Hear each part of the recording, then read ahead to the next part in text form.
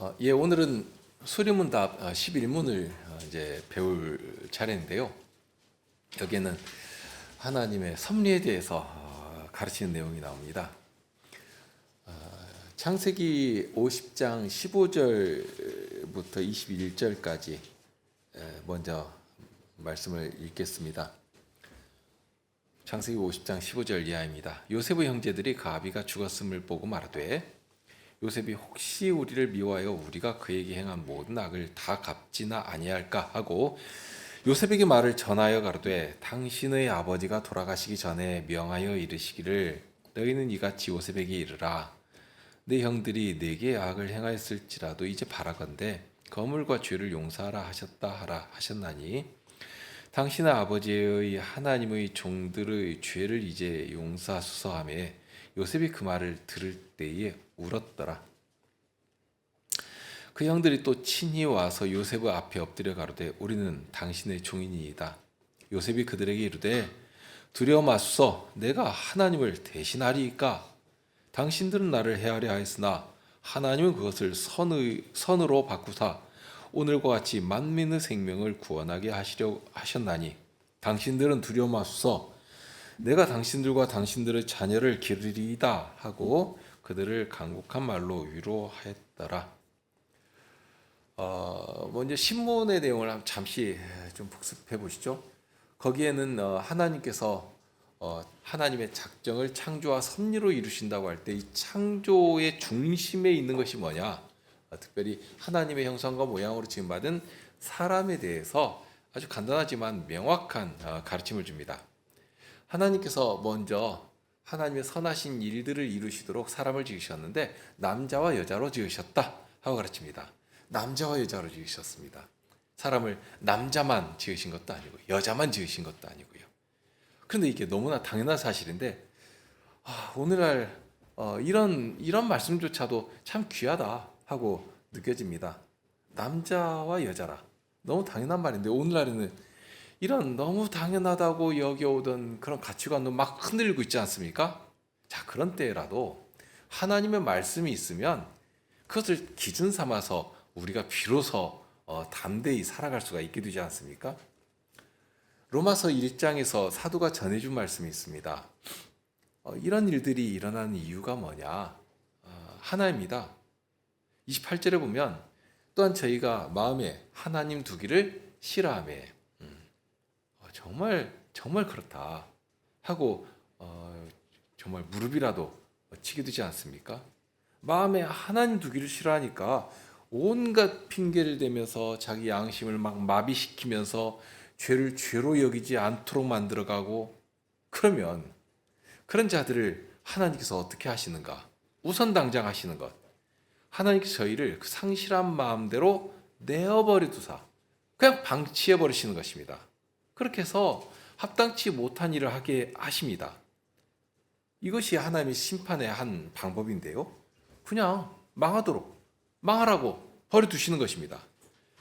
그러나 하나님의 선하신 뜻은 그렇게 인생들이 망하도록 그냥 어두운 자리에서 망하도록 버려두시는 것이 아닙니다. 마음에 하나님 두기를 싫어하는 자들을 자기들 마음에 원하는 대로 그냥 버려두시는 것이지만 시시로 어떤 일을 하시는가? 8장 28절인데요.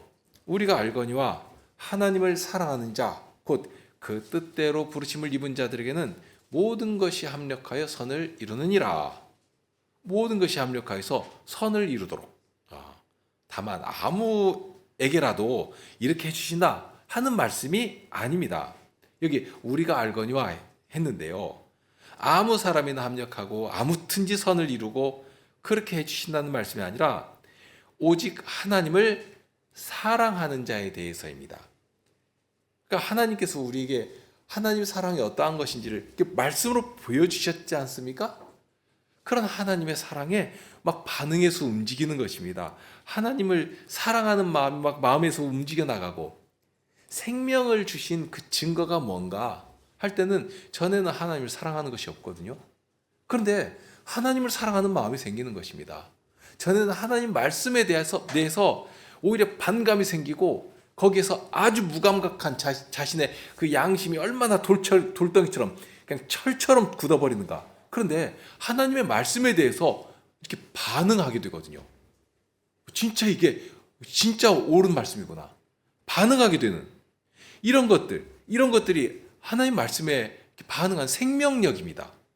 이렇게 하나님을 사랑하는 그 심정이 그 가운데 움직일 때 하나님께서는 그런 마음을 탁 잡아가지고 모든 것이 합력해서 선을 이루도록 해주신다 하고 알려주십니다. 이 말씀을 하시는 이유가 뭐겠습니까? 자, 이게 사실이니까 이거 믿고 담대하게 행해라 하고 주시는 말씀인 것입니다. 여기서 우리가 이제 11문에서 다룰 중요한 사실 하나를 발견하는데요. 모든 것이 합력하여 선을 이룬다 하는 말이 무슨 뜻인가 하는 점입니다. 자, 하나님의 뜻대로 부르심을 입은 자들에게라고 했는데요. 자, 하나님의 뜻이라는 말을 하나님의 작정이라는 말로 이렇게 바꿔 생각해 볼 것입니다. 그러니까 하나님께서 작정하시고 뜻하시는 대로 부르셨습니다. 그 부르심을 입은 자들입니다. 그리고 이 부르심을 입은 자들은 하나님을 사랑하는 자들입니다. 그러니까 이들에게서 공통적으로 나오고 있는 어떤 정서 반응이 뭐냐면 하나님의 말씀에 막 움직이는 것이고 하나님을 사랑하는 심정이 속에서 이렇게 쓱 하고 올라오는 것입니다. 요한일서 5장 1절의 말씀을 잘 아시는데요. 예수께서 그리스도이심을 믿는 자마다 하나님께로서 난 자니 또한 내신 이를 사랑하는 자마다 그에게서 난 자를 사랑하시느니라 하는 이 사랑인 것이죠. 이 사랑이 우리 성도들 마음에 있는 것입니다. 그러니 얼마나 더 분명해지는가? 이런 하나님을 사랑하는 자가 하나님의 뜻대로 부르심을 입은 자들이고, 그런데 그런 자들에게는 모든 것, 여기 모든 것이라고 하는 것은 그저 사람 좋은 것만 늘 말씀하는 것이 아닙니다. 어떤 때는 힘든 일도 있고 역경도 있고 고통을 당하는 일도 있습니다. 그런데 아무리 힘들고 아무리 어렵다고 할지라도 결국에는 그 마침은 뭐냐? 선을 이루는 자리에 이르도록 하신다 하고 알려주십니다. 틀림없는 사실입니다. 그러면서 29절에 이어서 하신 말씀이 하나님이 미리 아신 자들로 또한 그 아들의 형상을 본받게 하기 위하여 미리 정하셨으니 이는 그로 많은 형제 중에서 맏아들이 되게 하려 하심이니라. 그러니까 모든 것이 합력하여서 선을 이루게 하시는데, 그런데 과연 그 선이라고 하는 것이 뭐냐 할 때 자칫 아무 것이나 내가 좋으면 그것이 좋은 것이다, 내가 좋으면 그것이 선이다 하고 자기 좋을 대로 끌어다가 이 말씀을 해석한 일이 있는데, 그런데 그렇게 나 좋은 것이 선이다 하고 하신 것이 아닙니다. 목적이 아주 분명합니다. 여기 보니까 하나님의 아들의 형상을 본받는 것이다 하고 알려주십니다. 그러면서 그것을 위하여서 미리 정하셨다는 말씀도 하시거든요. 그러니까 하나님께서 작정을 하신 것이죠. 때가 되었을 때 부르신 것입니다. 불러 우리를 은혜의 기관 가운데 두시고 계속 은혜를 공급하시면서 아들의 형상을 닮아가도록, 그것이 하나님께서 바라시는 선이고 하나님께서 친히 합력하셔서 바로 그 일을 이루어가도록 하시는 것입니다. 그렇게 되니 마치 형을 닮아가는 동생처럼 뭐 형제들 간에 많이 싸우기도 하지만 형을 이렇게 좋아하고 존경하고 그러면 닮아가지 않습니까? 마치 아버지가 좋으면 아버지를 닮아가는 것처럼 그렇게 맏아들이신 그리스도를 닮아가도록 하신 것입니다. 뿐만 아니라 부르심을 입은 자들을 의롭다 하시면서 마침내는 영화롭게 하십니다. 이어지는 30절에서 그 사실을 알려주시거든요. 또 미리 정하신 그들을 또한 부르시고 부르신 그들을 또한 의롭다 하시고 의롭다 하신 그들을 또한 영화롭게 하셨느니라. 영화롭게 해주신 것입니다. 이렇게 하나님의 뜻은 하나님의 영광의 자리에까지 우리 성도들이 다 같이 참여하여 그 영광 가운데서 사귐을 나누며 하나님의 어떠하심을 온 땅에 펼쳐나가는, 그냥 단순한 피조물의 자리가 아니죠. 이게 창조주이신 하나님의 그 사귐의 자리에까지 이 피조물이 올라가는 것입니다. 얼마나 영광스러운 일입니까? 그러니까 이렇게 그냥 단순한 백성이 아니라 단순한 종이 아니라 아버지께서 영광을 얻으시니까 자연스럽게 자녀들도 영화롭게 되고 이렇게 되는 것이죠. 그런 일이 있도록 해주신 것입니다. 오늘 배우는 섭리라고 하는 것이 바로 그러한 자리에서 나옵니다. 창조는 목적이 있는 창조입니다. 또한 그 목적을 위해서 사람을 창조하시되 남자와 여자로 창조하십니다. 그러면서 지식과 의와 거룩함이 있게 하셔서 목적을 향해서 아주 능동적으로, 그러니까 수동적이고 또는 무의식 가운데 어쩔 수 없이 끌려가는 것이 아니라 자발적이고 능동적으로 아주 역동적으로 그 자리를 향해 움직여 나가는 존재가 되도록 그렇게 해주신 것입니다. 자, 여기서 이제 중요하게 생각해야 할 한 가지가 있는데요. 자연 만물도 그런 점이 있는데 그냥 하나님께서 이렇게 너무 이렇게 완벽하게 지어 놓으셨으니까 막 태양도 자연의 질서에 따라서 늘 동쪽에서 떠서 서쪽으로 지고 이러지 않습니까? 그러면 마치 태엽 시계처럼 잘 만들어놔서 태엽 딱 감아놓고 딱 하니까 그냥 저절로 축축축 가는 것. 이렇게 자연 만물이라고 그래서 그냥 알아서 저절로 가고 알아서 저절로 번성할 수 없다 하는 것입니다. 오히려 그러한 모든 것들을 다스리도록, 그러니까 다스림 가운데 두시는데 누구를 통해서 그 일을 하도록 하시는가? 바로 사람을 통해서 그 일을 하게 하시고, 그러니까 사람이 다스릴 때 사람의 손길을 통해서 자연 만물이 보존되고 발전하도록 해놓으신 것입니다. 이것은 자연 만물만이 아니라 우선 사람부터가 그렇습니다. 사람에게 지식을 주시고 의와 거룩함 있게 해주셨습니다. 그러면 사람은 워낙 처음부터 하나님께서 막 아주 뛰어나게 지어 놓으셨으니까 하나님 없어도 하나님의 다스림 없어도 그냥 알아서 워낙 잘 해놓으셨으니까 그러니까 내재시켜 놓으신 그것만 가지고도 멋진 사명을 감당할 수 있게 하신 것인가? 그렇지 않다는 것입니다. 그렇지 않다는 사실을 이 에덴 동산 처음의 장면부터 우리가 볼 수 있는데요. 무엇보다도 하나님께서는 범죄하기 전부터 늘 아담에게 이렇게 말씀을 들고 찾아가시지 않습니까? 그러니까 스스로 지식에 따라 자라도록 하신 것이 아니라 그런 때라도 의와 거룩함으로 지으신 그런 때라도 하나님의 말씀을 들고 찾아가셔서 이 말씀으로 생명을 얻고 또 얻도록 하신 것입니다.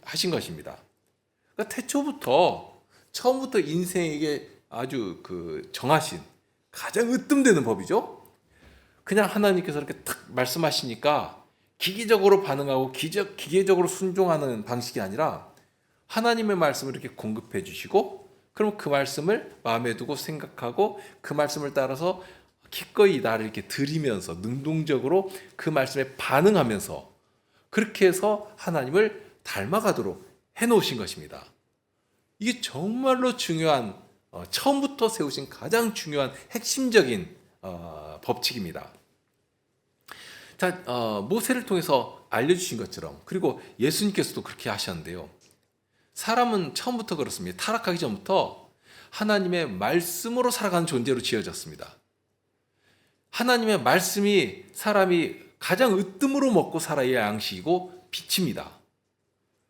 그런 존재인 것을 아시기 때문에 아담을 지으시고 찾아가시고 아담이 해야 할 일도 직접 가르쳐 주시고 또 하나님께서 명령하신 것들을 어떻게 순종하는 것인지도 이 선악과의 금령을 통해서 생각하게 하시고 알게 하시고 이렇게 하신 것입니다. 짐승처럼 딱 명령하시고 그럼 복종하고 이렇게 하게 하신 것이 아니라 말씀을 들려주시면서 그 말씀을 가지고 독립된 인격체로서 스스로 생각하고 스스로 판단하고 이렇게 자율적인 존재로서 그 말씀에 반응하며 살아가게 하신 것입니다. 그래서 첫째로 중요한 것이 뭐냐? 바로 그렇게 하나님의 말씀을 들어야 합니다. 듣고 배워야 합니다. 하나님께서 우리가 행할 길과 생명의 길을 잘 가르쳐 주시고 그 말씀으로 이끌어 주시니까 하나님의 말씀을 잘 귀담아 들어야 합니다. 그러면서 하나님께서 마련하신 방법은 그것만 있는 것이 아니고요. 11문이 가르치는 것처럼 우리가 다 알지 못하지만 정말 다 알지 못하지만 하나님은 정말 놀랍고 신비한 방식으로 우리를 보존하고 이끌어 주신다 하는 것입니다. 그것이 섭리의 방법입니다. 11문인데요. 함께 읽으실까요? 11문을 함께 읽으시겠습니다. 하나님께서 섭리하시는 일이 무엇입니까? 하나님께서 섭리하시는 일은 모든 피조물과 그 모든 활동을 가장 거룩하고 지혜롭고 능력 있게 보존하시며 통치하시는 것입니다. 우선 여기 보니까 하나님의 섭리는 사람에게만 미치는 것이 아니라 하는 것을 가르칩니다. 그러니까 말씀으로 우리를 가르치시고 이끌어 주신다는 점은 이 사람에게만 해당되는 큰 은혜의 수단인데요. 근데 짐승이나 식물이나 또는 만물, 우주의 움직임이나 이런 것들은 하나님께서 명령하시면 그냥 순종하고 그것이 끝입니다. 그런데 그런 만물까지라도 하나님께서 어떤 목적을 위해서 친히 보존하시고 다스리시고 이렇게 질서 있게 운행해 가십니다. 직접 운전대를 잡고 하나님께서 운전해 가시는 것입니다. 그때 사용하시는 방법이 바로 섭리입니다. 정말 잘 만든 태엽시계처럼 질서 있게 지어 놓으셨으니까 이제 알아서 가라 하고 하시는 것이 아니라 그런 때라도 직접 관여하시고 보살피시면서 운행하시는 그렇게 하시는 것입니다. 다만 우리는 하나님의 섭리를 그렇게 방대하게 우주 만물까지도 하나님께서 이렇게 다스리신다 이렇게 그렇게 거대한 이야기를 할 것이 아니고요. 그렇게 되면 우리 좁은 머리로 다 담아낼 수가 없거든요. 근데 하나님께서 이 섭리가 무엇인지 아주 구체적으로 알 수 있도록 우리에게 보여주신 것들이 있습니다. 그러니까 하나님께서 보여주신 그 계시의 일들 안으로 이렇게 좀 축소해서 생각할 필요가 있습니다. 그러니까 자칫 우리의 지식 자랑을 위해서 분에 넘치는 이야기를 하는 경우가 참 많은데요. 그런데 성경의 방식을 따라서 하나님의 섭리를 우리의 구원에 유익한, 그러니까 우리 구원의 유익을 위해서 행하시는 그러한 일로 좀 이렇게 한정해서 생각할 필요가, 그렇게 해야지 됩니다. 그러니까 하나님의 섭리를 우리 분량을 넘어서는 큰 것으로 이렇게 딱 잡아놓고서 이야기하기 시작하면 우주를 이야기하고 뭐 천사들과 사탄에 대해서도 그렇고요. 그래서 한때는 바늘 끝에 천사가 몇 명이나 올라갈 수 있느냐 막 그런 거 가지고 신학 논쟁을 벌이고 하던 때가 있었거든요. 그런 일을 하기가 쉽다는 것입니다. 성경에 나와 있지도 않고요. 아무 유익도 없거든요. 그런 큰 이야기를 하면 굉장히 멋진 것처럼 생각되는데 자칫 우리의 구원에 무슨 의미가 있는가 하고 결국 중요한 점을 놓치기가 참 쉬운 것입니다. 일단 섭리라고 하는 말 자체가 좀 어려운데요.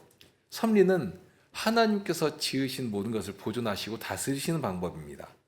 그러니까 정하신 목적지를 향해서 잘 움직여가도록 보살피시면서 어떤 것은 필요한 목적을 위해서 사건과 사건을 이렇게 만나기도 하시고요.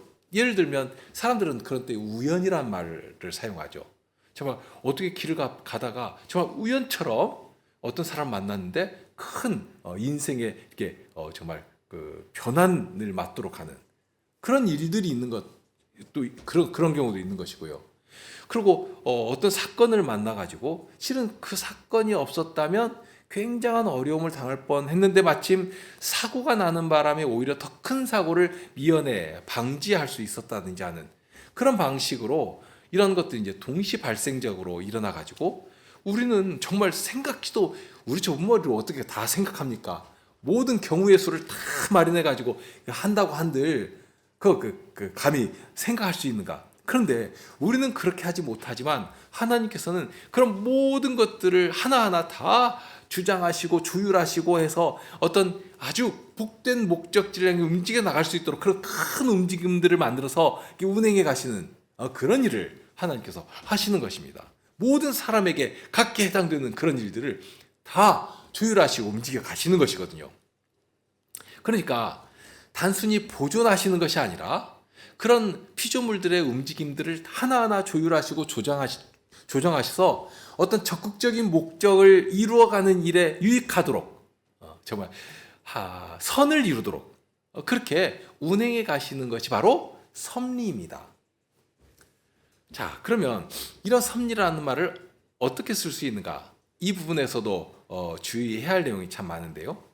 앞에서 로마서 8장의 말씀을 잠깐 생각했지 않습니까? 합력하여 선을 이룬다 할 때도 아무 것이나 그냥 내가 좋으니까 선하다 하는 말을 하기가 쉬운데 그러면 안 된다고 했습니다. 사람의 짧은 경험을 보더라도 오늘 나에게 좋은 것이 내일까지 좋다는 보장을 어떻게 할 수 있습니까? 과연 그런 일이 있을 수 있는가? 오늘은 내가 목적한 일이 딱 이루어지니까 너무 좋고, 그런데 오늘은 그렇게 좋았던 일이 오히려 내일은 그것 때문에 더 큰 어려움과 공경 가운데 빠지는 그런 일도 얼마든지 일어날 수 있거든요. 에스더와 하만의 이야기를 우리가 잘 알죠. 아각 사람 하만은 아주 마음이 높고 교만하고 그러면서도 대단히 잔인한 사람이었습니다. 아하수에로 왕의 총애를 받아서 높은 자리에 오르게 되니까 자기가 얻은 권력을 가지고 자기 이익을 위해서 잔인하게 그 권력을 사용하는 자였습니다. 모르드게 때문인데요. 모르드게가 자기한테 절하지 않는다고, 좀 뻣뻣하게 군다고, 어떻게 모르드게의 민족 전체를, 유대인들을 다 멸절시킬 계획을 진행하거든요. 그러니까 그런 일을 아무렇지도 않게 추진하는 사람입니다. 당시 상황을 보면 하만이 추진하는 대로 일이 정말 착착 진행이 되어 갑니다. 유대인들을 학살하겠다고 하는 하만의 청도 왕이 다 받아주죠. 학살하는 날도 정하고요. 어느 날에 유대인들을 학살하고 그의 재산도 다 빼앗아도 좋다 하는 조서도 이 아하수에로가 다스리는 나라 구석구석까지 하달이 되고요. 더구나 왕의 지극한 사랑을 받는 왕비의 잔치에도 2번이나 이 하만만 초청을 받거든요.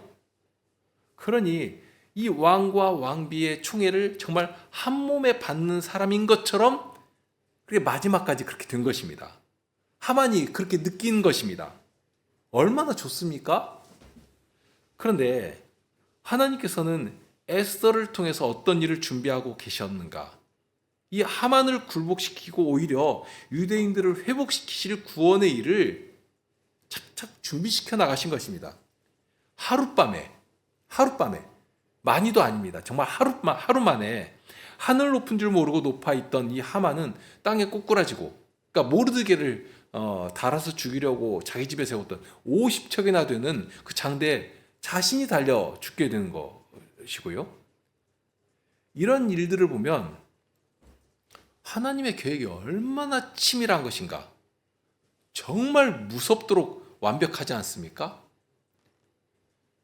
태엽시계도 이처럼 정교하게 만들 수 있을 것인가? 그거 참 불가능한 일이거든요. 사람들은 이거 모릅니다. 에스더도 생각해가지고 이런 일을 이룬 것 아닙니다. 모르고 그저 자신을 들이며 나갈 때는 어떤 마음을 가지고 나간지 그 고백이 아주 익숙하지 않습니까? 죽으면 죽으리이다 하는 그런 고백을 하면서 나가는 것입니다. 그런 에스더와 모르드게의 순종을 하나님께서는 아주 기쁘게 받아 주시면서 그들의 순종의 삶을 이렇게 받아 사용하시면서 하나님께서는 더 큰 경영, 이것이 섭리죠. 섭리를 통해서 그렇게 큰 승리를 얻게 해 주신 것입니다. 당시에는 이것이 무엇인지 모릅니다. 에스더가 어떻게 합니까? 모르드게가 어떻게 합니까? 모릅니다. 그러나 하나님께서는 당신의 나라를 위하여, 무엇보다도 주의 백성들을 위하여 그 자그마한 행보들을 보존하시고 이끌어 주신 것입니다. 그러니까 나 하나를 위해서가 아닙니다. 에스더가 그랬죠. 자신이 유대인인 것을 그냥 숨기고 왕의 총애를 받으면서 일생 행복하게 살 수도 있었습니다. 그냥 숨기면 되거든요. 그러나 에스더는 그렇게 하지 않았습니다. 모르드게가 말한 것처럼 과연 이때를 위해서 에스더를 왕후의 자리에 올려주실 줄 어찌 알았겠습니까? 모를지라도 에스더는 하나님께서 우리에게 두신 뜻이 무엇인지를 살피면서 그 당위에 순종하고 나간 것입니다. 그의 순종을 통해서 큰 위기 가운데 있던 하나님의 백성을 구원해내신 것이고, 오히려 완전히 역전시켜 버리지 않습니까? 정말 하나님의 구원의 그 기이하신 은혜를 모든 백성이 춤추며 노래하며 찬송하는 그런 자리로 나가도록 이끌어 주신 것입니다. 그것이 섭리의 큰 일입니다. 그러니까 섭리라는 말을 사용할 때 주의할 부분이 이런 점입니다. 단순히 내가 원하는 일이 이루어지니까 이거 좋다. 그러면서 하나님의 섭리가 이렇게 기가 막히다 하고 할 것이 아닙니다. 섭리는 나의 순종과 그런 순종의 발걸음들을 통해서 하나님의 나라의 거룩한 행보가 이렇게 드러나는, 잔잔히 퍼져나가는, 그러니까 성도들의 사회가 공고해지고요, 주님의 말씀이 교회를 통해 더 힘있게 선포되며 성취되어 가고 하는 사실을 우리 성도들에게 먼저 목격하게 하시고 고백하게 하시고, 더 나아가서는 우리의 이러한 일들을 통해서 세상 사람들도 하나님의 다스리심을 두려워하며 찬송하게 되는, 그렇게 해 주시는 것입니다. 그러니까 우리가 하나님의 섭리를 생각할 때 단편만을 생각할 것이 아니라, 나는 그저 오늘 하루에 정말 내 한 걸음 앞을 보여주시는 그 등불을 바라보면서 정말 깜깜한 밤을 헤쳐나가는 그런 자처럼 가는 것이지만, 그러나 하나님께서는 우리의 그런 발걸음들을 다 사용하셔서 하나님이 이런 복되고 놀라운 구원의 일들을 온 땅에 펼쳐가신다. 하나님께서는 반드시 선을 이루신다 하는 사실을 우리가 알고 담대히 오늘 우리에게 주신 그 발걸음을 움직여 나가는 것입니다. 그러면 되는 것입니다. 오늘 창세기 50장을 읽었지만 이것도 우리가 이 섭리의 사실을 예로 들 수 있는 굉장히 중요한 말씀이죠. 요셉의 이야기는 우리가 또 너무 잘 압니다. 이제 요셉을 종으로 팔고 총리가 되어서 이 야곱의 가족들을 다 부르고, 그래서 이제 안정적으로 삶을 갖추고 했는데 아버지 요셉이 죽어버렸단 말입니다. 그러니 요셉을 팔아 넘겼던 형들이 얼마나 당황스럽고 두렵겠습니까? 정말 그 옛날 자신들이 돈을 받고 처음엔 죽이려고 했다가 돈이라도 받고 팔자 하고서 팔아 넘겼으니 얼마나 이제 아버지도 안 계시고 그러니 이제 큰일 났다 하고 한 것입니다. 자, 그런 형들의 그 생각, 형들이 죽이려고도 했고 이 은 20을 받고서 요셉을 팔아 넘기기도 했고, 그런데 이 요셉을 통해서 이 지극히 극심한 기근을 견뎌내고 애굽에서 들어와 정착하며 살도록 돌봐줬단 말입니다. 그런데 이제 아버지가 죽고 나니까, 그러면 혹시는 이 요셉이 우리를 이제 해코지 하면 옛날 그 생각을 떠올리면서 다시 우리가 잘못한 것을 지적하고 너희들 그 죄를 내가 물어야 되겠다 하고 한다면 이거 꼼짝없이 큰일 나게 될 것 아닙니까? 그런데 이 요셉은 한 번이라도 그런 형들에 대해서 내색하지 않고 이제까지 잘 지내왔단 말입니다. 그런데 이제 요셉이 자신들의 어떤 그 허물을 들추고 책임을 물으면 이건 핑계도 될 수 없고 정말 꼼짝없이 당하게 된 그런 때입니다. 그러니 두려워서 이제 요셉에게 가서 이렇게 말하는 것이죠.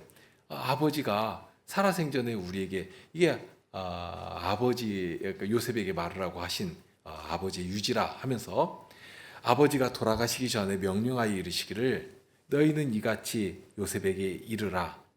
내 형들이 내게 악을 행하였을지라도 이제 바라건대 그들의 허물과 죄를 용서하라 하셨나니 당신 아버지의 하나님의 종들인 우리 죄를 용서하소서 하매, 그렇게 정말 간곡하게 요셉에게 용서를 빈 것입니다. 이 표현 자체에서 뭐 다급함 그리고 굉장히 두려움이 느껴지지 않습니까?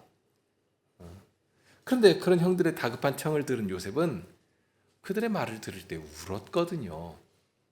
왜 울었겠는가? 여러 생각이 나는데요. 그런 요셉이 우니까 형들은 그 앞에서 엎드려서 더욱 간곡히 청합니다. 아예 자신들을 요셉의 종이라고 부르죠. 요셉의 종이라고 하면서 어떤 면에서는 생명을 구걸하듯이 그렇게 구합니다. 그런데 요셉이 이런 말을 합니다. 요셉이 그들에게 이르되 두려워하지 마소서 내가 하나님을 대신하리이까? 요셉은 형들의 그런 태도 속에서 큰 비참과 괴로움을 느끼면서 울었습니다. 그렇기 때문에 형들에게 아주 분명하게 말을 하는 것입니다. 이 모든 일이 하나님의 뜻 안에서 이루어진 일이고 하나님의 언약을 이루시려고 나는 쓰임받은 것이다. 하나님의 뜻은 당신들 여기 이 애굽 땅에 들어와 보호하신 후에 아브라함과 야곱에게 약속하셨던 그 땅으로 다시 돌리시는 것인데, 그렇게 하나님께서 친히 섭리하시고 이루시는 이런 하나님의 섭리를 알고 있다면, 아는데 어찌 내가 감히 하나님을 대신할 수 있을 것입니까? 대신할 수 없습니다 하고 말하는 것입니다. 그러면서 요셉은 저들이 행한 일에 대해서도 이렇게 분명하게 알리거든요. 그저 그냥 없던 일로 덮읍시다 하고 적당히 무마시키고 나간 것이 아니라, 요셉은 저들의 죄를 용서하는데요. 용서하는 이유가 무엇인가? 요셉 자신도 벌써 하나님의 섭리 안에서 이제까지 살아온 자이고 형들도 그렇다 하는 것입니다. 이 모든 일, 특히 자신을 이 높은 자리에 세우신 이 일이 어떻게 이루어졌는가? 하나님께서 친히 아브라함과 이삭과 야곱에게 약속하셨던 그 언약을 이루시기 위해서 이 요셉, 나를 들어 사용하신 것인데, 그렇다면 나를 사용하신 하나님을 높여야 하는 것이지, 하나님께서 나를 그 자리에 세워주시고 나를 높여주시니까 그 권력에 도취되어 가지고 자기를 드러냈다고 나선다면, 실은 그런 역사를 우리가 얼마든지 보게 되지 않습니까? 사울에게서도 보고요. 그것이 바로 역적이 되는 것입니다. 하나님께 반역죄를 짓는 것입니다. 그런데 요셉은 그렇게 하지 않은 것이죠. 나를 세우신 분이 여호와이심을 알고 그 앞에 자신을 드리고 하나님 앞에 오히려 엎드리는 것이죠. 당신들은 나를 해하려고 하였으나, 그러니까 형들은 정말 씻을 수 없는 죄를 범했습니다. 범한 일이 맞습니다. 그러나 하나님께서는 형들이 범한 그런 악한 일까지라도, 그러니까 하나님은 그것을 선으로 바꾸사, 그러니까 형들은 나를 해하려고 했으나 하나님은 그것을 선으로 바꾸사 오늘과 같이 많은 백성의 생명을 구원하게 하시려고 하셨나니 당신들은 두려워 마소서. 그러니까 형들은 그렇게 했을지라도 하나님께서 목적하신 그 선한 일을 위해서 그런 악한 일까지라도 이렇게 바꾸시고 이 복된 경영을 이렇게 이루어 주신다 하고 하나님을 높이고 하나님의 자비하심으로 형들을 위로한 것입니다. 하나님의 섭리를 만일 모른다면 요셉이 형들에게 이때 어떤 태도를 취했겠습니까? 또 형들은 요셉이 이렇게 말한다 하더라도 하나님의 섭리를 알지 못하면 이런 말 앞에서 어떻게 안심하고 어떻게 위로를 받을 수 있겠습니까? 요셉이 언제 변할지도 모르는데요. 형들은 분명 큰 죄악을 저질렀습니다. 그러나 하나님께서 용서해 주셨고 당신의 거룩한 경영 안에서 그 악한 일까지라도 잡아다가 선을 이루도록 사용하셨습니다. 이것이 섭리입니다. 자, 그럼 요셉이 처음부터 그거 알았겠는가? 그렇지 않았죠. 형들의 손에 잡혀가지고 종으로 팔릴 때, 또 겨우 좀 이렇게 회복되었다고 할 만한 보디발의 집에서 이렇게 가장 모든 집안 살림을 살필 수 있는 그런 자리까지 갔는데, 그때 하필 이 보디발의 아내의 모함에 빠져가지고 그나마 있던 자리에서 더 억울한 자리로 떨어지게 됐을 때, 그런 억울한 일들이 하나님께서 나를 애굽의 총리로 앉히시려고 이렇게 훈련시키시는 것이다 이렇게 알았겠습니까? 어림없는 이야기죠. 전혀 몰랐습니다. 예상도 못하고 감히 꿈이라도 꿀 수 있겠습니까? 얼마나 비참했을 것인가. 그런데 하나님께서는 필요에 따라 요셉을 아주 혹독하게, 정말 그런 자리까지 막 낮추시고 또 낮추시고, 그렇게 해서 아주 혹독하게 훈련시키시는데 정말 단단한 제목으로 훈련시키셔서 그렇게 유용한 자리에 쓰임받게 내놓으신 것입니다. 개혁의 선조들은 하나님에 대해서 알아야 할 것 중에 이 섭리를 이 상당히 앞부분에 두었는데요. 그렇죠? 그럼 이 섭리를 아는 일이 왜 그렇게 중요하겠는가? 요셉이 보디발의 아내가 유혹할 때 한 말이 있습니다. 이 집에는 나보다 큰 이가 없으며 주인이 아무것도 내게 금하지 아니하였어도 금한 것은 당신뿐이니 당신은 그의 아내임이라. 그런즉 내가 어찌 이 큰 악을 행하여 하나님께 죄를 지으리까? 원망할 수도 있죠. 이 요셉은 왜 나에게는 맨날 이렇게 안 좋은 일만 생기는가 하고 할 수도 있었지만, 요셉은 하나님께서 늘 자신과 함께 하심을 잊지를 않았습니다. 하나님 앞에서 살아갔습니다. 참된 소망과 그리스도인의 품격은 상황에 따라서 이리저리 변하는 것이 아니지 않습니까? 이렇게 하나님의 살아계심을 믿고 그 하나님을 의지하고 살아간 자들이니까요. 그런 요셉의 태도는 항상 동일합니다. 보디발의 아내 앞에서만이 아니라 술과 떡을 맡은 관원의 꿈을 해석할 때도 그랬습니다. 꿈을 해석하면서 이 꿈을 아무도 해석할 수 없다.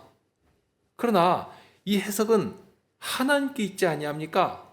하고 나에게 말씀하시라 하고 말합니다. 또 애굽왕 바로 앞에 갔을 때도 이렇게 말합니다.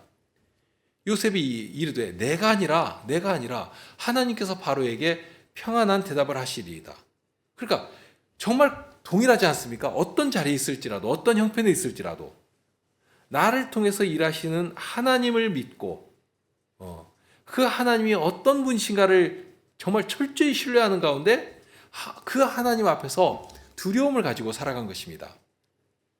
그러니까 사람을 자랑하고 사람을 의지하고 한 것이 아니라 언약을 이루어 가시는 하나님의 섭리를 믿고 그 자리에 자신을 이렇게 드리고 살아간 것입니다. 그렇기 때문에 요셉의 형들 앞에서도 내가 어찌 하나님을 대신합니까? 하는 그런 말로 위로를 할 수 있었던 것입니다. 이처럼 섭리를 바로 알면 섭리는 우리의 믿음을 아주 굳게 해줍니다. 하나님의 뜻 안에서 참으로 당당하게 그리스도인의 행보를 움직여 가도록 합니다. 섭리를 믿게 되면 그저 눈앞에 보이는 막 급변하는 그 현상에 막 이리 흔들리고 저리 흔들리고 그 유행을 쫓고 하는 것이 아니라 아주 털을 굳게 잡고 세상의 모든 풍조를 뚫고 나갈 수 있게 되는 것입니다. 그리스도께서 주신 고난까지라도 정말 기쁨으로 그 고난을 맞아가면서 하나님의 영광을 드러내고 성도와 함께 찬송할 수 있게 되는 것입니다. 로마서 8장의 말씀으로 오늘 강서를 시작했는데요. 모든 것이 합력하여 선을 이룬다 하는 이 말씀, 그 마침은 하나님의 영광의 자리에 이르는 것입니다. 섭리를 알고 믿는 자들이 바로 그런 복되고 영광스러운 자리에 이르는 것이고, 과연 하나님을 사랑하며 모든 것이 합하여 선을 이루시는 하나님의 섭리의 사실 앞에서 정말 겸손히 자신을 드리며 믿음 가운데 행할 수 있게 되는 것입니다. 그 마침은 하나님을 찬송하는 자리에 이르는 것이겠죠? 그렇게 해주시는 것입니다. 함께 기도하시겠습니다.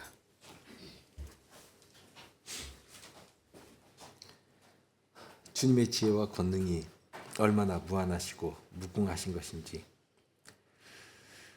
인생이 한 줌도 안 되는 머리로 우주의 질서까지라도 다 파악하는 것처럼 떠드는 것이 얼마나 부끄럽고 자신의 무지를 드러내는 것인지, 그런 인생이지만 주님의 자비하신 다스리심이 이 섭리의 사실로 나타날 때 저희는 스스로 주인이 되어서 판단하고 나가려는 그런 생각보다 오히려 하나님의 어떠하심을 더 살피고 그 말씀 가운데서 배우고 주님을 더 의지하고 주님의 뜻에 저희의 이 아무것도 아닌 이것을 드리면서 그렇게 저희 한 줌도 안 되는 순종이지만 그 순종이라도 주님께 드리고자 하는 마음이 속에서 솟아나고, 그러니 주님의 선하신 섭리의 손길 안에서 저의 말 한마디라도 쓰여지고 그렇게 주님의 다스리심을 합당하게 드러내며 찬송하기를 소망하게 됩니다. 주께서 섭리해 가시니 오늘도 만물이 그 안에서 숨을 쉬고 쉼을 얻고 더욱이는 주의 백성들이 주님 나라를 건설하는 그 자리에서 이처럼 복되게 주님을 배우며 닮아가며 살아가는 것인데, 그런 주님의 선하심을 따라 하나님을 온전히 높이고 찬송하는 저희가 되도록 늘 은혜로 함께하여 주옵소서.